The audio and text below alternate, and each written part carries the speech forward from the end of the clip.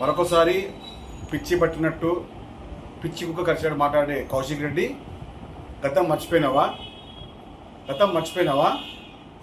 2012 సంవత్సరంలో హిమాయత్ నగర్ మధుశాల బార్లో నిన్ను మధుశాల ఓనర్ శ్రీనివాస్ రెడ్డి 2 పచ్చకాళ్ళు కొడితే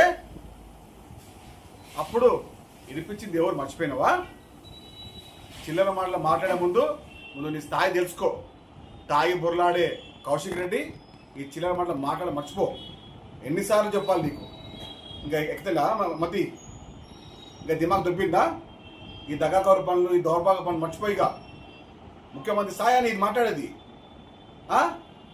రేవంత్ రెడ్డి గారి కాలికి కూడా సరిపోడు నీ కేటీఆర్, నీ హరీష్ రావు, ఇంకా నువ్వు కూడా ఇంకా మాట్లాడుతున్నావు అన్ని అబద్ధాలు.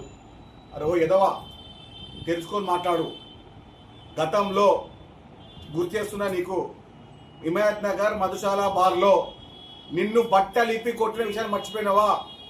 శ్రీనివాస్ రెడ్డి ఓనరు, నువ్వు బీర్ సీసాలతోని తాగి తందనాలు ఆడితే నిన్ను బట్టలిప్పి కొట్టిన విషయం మర్చిపోయినావా?